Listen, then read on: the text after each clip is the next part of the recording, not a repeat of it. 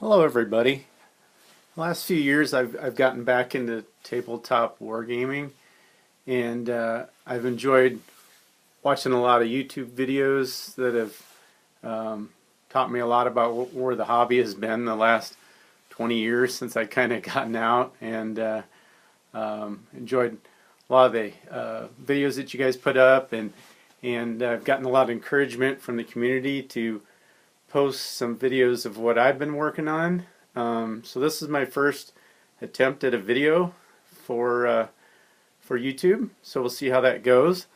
What you're looking at today here, I kind of wanted to share my American War of Independence project I've been working on since midsummer, I suppose.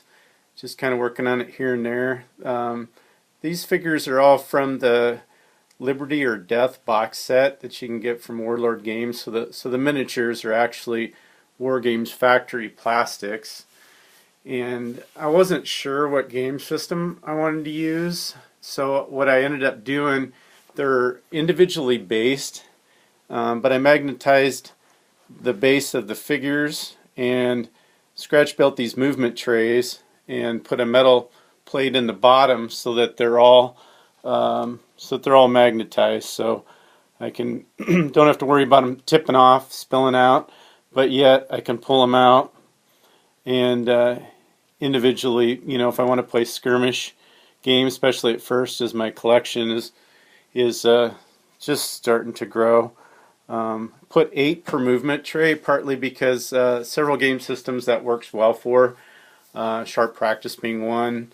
And you can make it work in Muskets and Tomahawks, or Land of the Free is another system I've looked at. So I just kind of wanted the flexibility of playing different systems, different games with the same miniatures, since I'm an extremely slow painter. So I kind of wanted to approach it that way. So here basically I've got, I guess if I pan over here onto the left, I've got some light infantry. They're supposed to be basically attached to the 1st Maryland is the way I tried to paint them up. And then I've got a general or a regimental commander or something, however you want to use him, mounted. And then in the back, then I'm making my units 24 units strong, 3 groups of 8. So in the back then is the 1st Maryland regiment, and then I did use the Betsy Ross flag, which I've gotten a lot of grief about on some of the different Facebook groups, but if you research the American War of Independence, you learn quickly that it's really difficult to determine for sure exactly what flags and or uniforms were used at any point during the war. So I wanted to have one. It's kind of iconic. I know it's not historically correct, but that's what I did. And then the unit in front of them here is a militia unit, and they're supposed to sort of represent the Chester County, Pennsylvania militia unit. That's believed to be the correct flag for that regiment. And then here, farthest to the right, I've just got one stand done, and I've got another stand about half done, and that's supposed to be the 2nd Pennsylvania, as they would have looked in late '77, early 1778. And I wanted to have some. I kind of tired of painting the blue, so I wanted something that'll look different, and so that's kind of what I went with.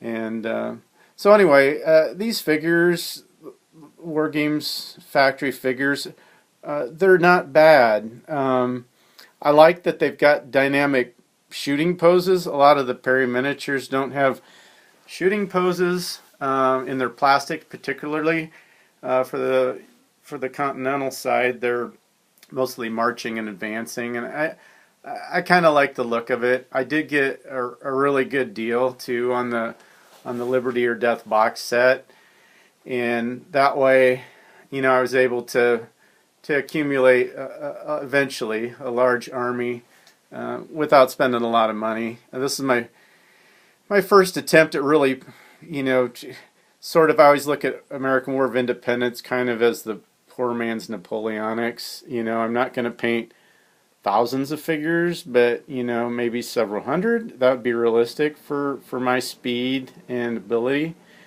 So that's the one of the main reasons I went that direction. Plus, they offer the militia units. They offer some Native American plastic miniatures. They've got some Hessians, the British Grenadiers. There's some cannon.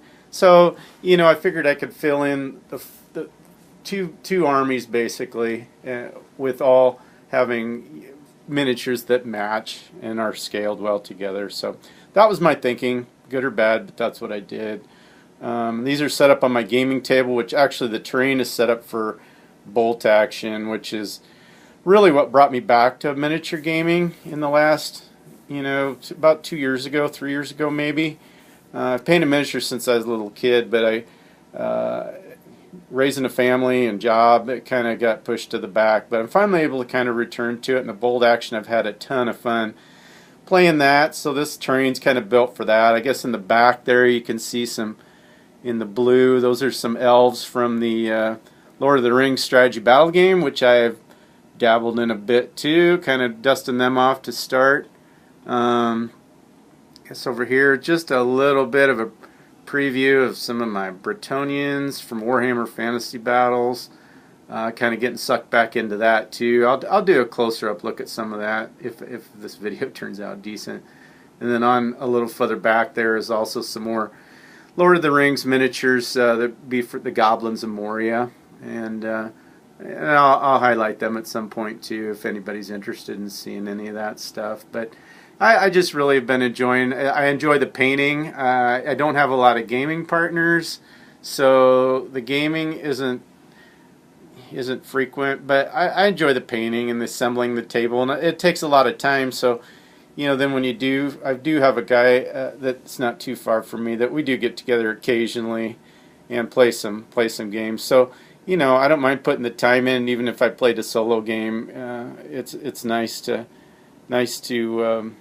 be able to get some games in when you can. But I just enjoy the painting part too. So anyway, well, I'll see how this turns out. It's kind of a shout out to Palmer from Heresy Productions. Sarge also has kind of been real encouraging in me trying to shoot a video and helpful in my hobby.